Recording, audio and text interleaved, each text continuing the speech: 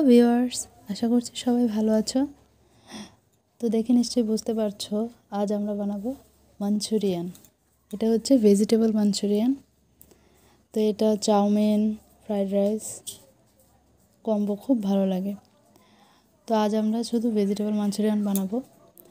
তো এই জন্য প্রথমে বাঁধাকপি, গাজর এগুলো সব একদম কুচি কুচি কুচি করে কাটতে হবে। তো তারপর পেঁয়াজ, কাঁচা লঙ্কা, ক্যাপসিকাম, টমেটো সব দিতে হবে। যার কাছে যেমন সবজি অ্যাভেলেবল সে কিন্তু সেরকম সবজি ইউজ করতে পারে। তো এরপর বিভিন্ন ধরনের সস যেমন tomato sauce, soya sauce, chilli sauce, গোলমরিচ গুঁড়ো, চিলি ফ্লেক্স এসব দিতে হবে। তারপর হাফ কাপ মতো ময়দা ও কিছুটা কর্নফ্লাওয়ার দিতে হবে, মানে মেখে দেখতে হবে কতটুকু প্রয়োজন হয়। তারপর মেখে নিয়ে আমাদের মাখা হয়ে গেল। তো মেখে নিয়ে দেখব বলগুলো ঠিকঠাক মতো বাইন্ডিং হয়েছে কিনা। তো বলটা যদি ঠিকমতো হয়ে যায় তার মানে আমাদের ভাজার জন্য তৈরি। তো এই দেখো বলটা হয়ে গেছে। তো এখন এটা আমাদের ভাজার জন্য তৈরি।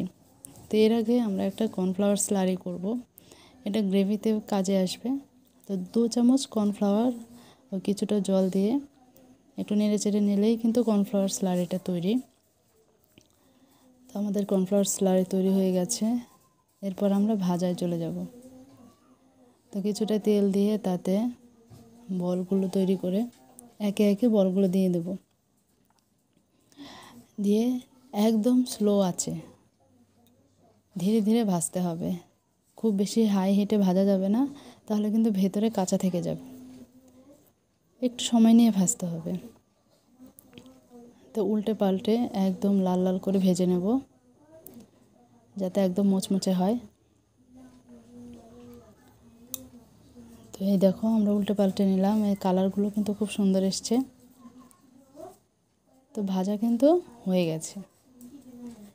তো এবার আমরা গ্রেভিতে চলে যাব। তো তেলে কিছুটা রসুন কুচি, তারপর পেঁয়াজ, ক্যাপসিকাম এসব দিয়ে কিছুক্ষণ নাড়াচাড়া করে নেব।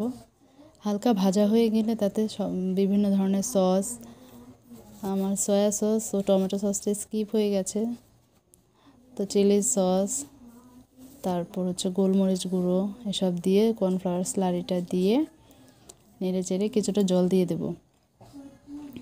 তারপর একটু ফুটে আসলেই ভাজা ভেজিটেবল বলগুলো দিয়ে দেব। তারপর কিছুক্ষণ নাড়াচাড়া করে নিলেই কিন্তু ভেজিটেবল মাঞ্চুরিয়ান তৈরি। তো এই দেখো আমাদের রান্না প্রায় শেষের দিকে। তো এখন উপরে স্প্রিং অনিয়ন বা তিল দিয়ে কিন্তু সার্ভ করা যেতে পারে। আমি তিল দিয়ে সার্ভ করেছি। তো কেমন লাগলো সবাই অবশ্যই জানাবে।